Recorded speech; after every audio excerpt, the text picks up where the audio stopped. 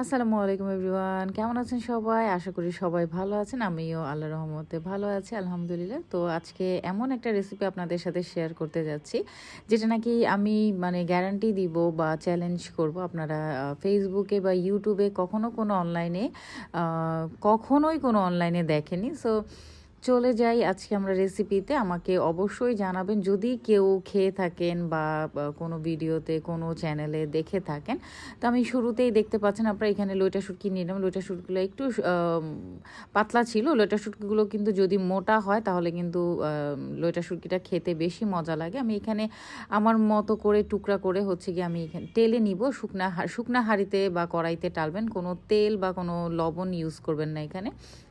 একটু চুলা কমিয়ে ভাজতে হবে ভালো করে। যখন দেখবেন যে একটু লাল লাল হয়ে আসে তখন কড়াইয়ের মধ্যেই চুলা থাকা অবস্থায় হচ্ছে আপনারা পানি দিয়ে দিবেন। পানিটা দিয়ে একটু একটা দুইটা বলক দেওয়ার চেষ্টা করবেন, কারণ হচ্ছে লইটা শুটকিতে কিন্তু অনেক বেশি পরিমাণে বালু থাকে। এই যে বলক চলে আসে, আমি একটু নাড়াচাড়া করে দিবেন যেন বালুগুলো শুটকির গা থেকে আলাদা হয়ে যায়। সো আমি এখানে 8-10 বার ধোয়ার পরও আমার কাছে মনে হচ্ছিল বালু রয়ে গেছিলো। আমি কিন্তু আরেকবার বলক দিয়েছিলাম কারণ অনেক বেশি বালু ছিল। সো এখানে কিন্তু আমার ধোয়াটা মোটামুটি একদমই কমপ্লিট। দেখেন একদম পরিষ্কার হয়ে গেছে। আর লইটা শুটকি যেটা করবেন, এটা ভর্তা বলতে যে পাটায় বেটে ভর্তা করতে হবে এই ভর্তার ক্ষেত্রে কিন্তু ব্যাপারটা এমন না। এই ভর্তাটাকে আপনারা এরকম বাড়ি দিয়েই থেতলে নেবেন। আপনারা চাইলে বাটনায় করতে পারেন, চাইলে হচ্ছে হামনদিস্তায় করতে পারেন, চাইলে শিলপাটায় করতে পারেন। আপনাদের যেভাবে সুবিধা হয় আপনারা হচ্ছে গিয়ে করে নেবেন। আর ভর্তা কিন্তু একদমই বাড়তে যাবেন না, থেতলেই নিতে হবে, ঠিক আছে? আর এইটার আপনারা কাটাও ফেলতে যাবেন না, কারণ যখন আপনার শুটকিটাকে থেতলাবেন তখন কিন্তু কাটা সহ থেতলে যাবে, ঠিক আছে? যার কারণে কাটাগুলো কিন্তু একদমই মুখে লাগে না। আর পসিবল হলে একটু মোটা শুটকি নেওয়ার চেষ্টা করুন। আমি শেষে দেখিয়ে দিব কেমনটা ঝোড়া হয়েছে আমার শুটকিটা। আর এখানে আমি অল্প একটু সরষা তেল নিয়ে হচ্ছে শুকনা মরিচগুলোকে চুলা কমিয়ে টেলে নিচ্ছি।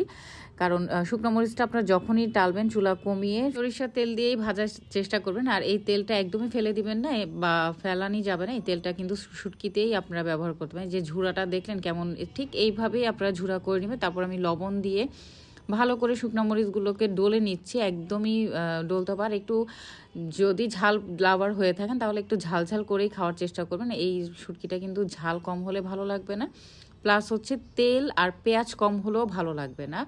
এটার যে ব্যাপারটা, এটার হচ্ছে পেঁয়াজটা একটু বেশি করে দিতে হয়, তেলটা বেশি করে আর ঝালটাও বেশি করে দিতে হয়, তবেই হচ্ছে কি আপনার শুটকিটা খেতে ভালো লাগবে। আমি এখানে বেশ খানিক তেল দিয়ে দিয়েছিলাম। বিশ্বাস করেন আমার নিজেরই ভয়েস ওভার দিতে অনেক বেশি বেশি কষ্ট হচ্ছে, কারণ আমার মুখে পানি চলে আসতেছে বারবার এই ভর্তা মাখানি দেখে। আপনাদের কেমন হবে আমি জানি না। আপনারা যদি নাও খেয়ে থাকেন আপনারা অবশ্যই হচ্ছে এই ভর্তাটা খাবেন। আর এই ভর্তাটা আরেকটা স্পেশালিটি আছে। এই ভর্তাটা কিন্তু আপনারা ভাত দিয়ে, পোলাও দিয়ে, যে কোনো কিছু দিয়ে অনেক বেশি পছন্দ করবেন। আমি আমার এই জীবনে যে কয়জনকেই খাইয়েছে এই ভর্তা, কেউ আজও পর্যন্ত ভুলেনি। সবাই খুব নাম করে ভর্তাটা, নিজে নিজে বাসায় করে খাওয়ার চেষ্টা করে। তো এই যে আমার ভর্তাটা কিন্তু একদমই রেডি। আর গেস্ট আসলে তো অবশ্যই খাওয়ানোর চেষ্টা করবেন। এখানে আমি নিজেও খেয়ে আপনাদেরকে রিভিউ দেওয়ার চেষ্টা করছিলাম, কারণ এই ভর্তাটা আমার অনেক অনেক বেশি পছন্দ। সো একদমই এমন ভরে ভরে হচ্ছে গিয়ে ভর্তা দিবেন। পসিবল হলে আরেকটু ঝাল দিবেন। আমার কাছে মনে হচ্ছিল ঝালটা আমার নিজেরও সেদিন কম হয়ে গিয়েছিল।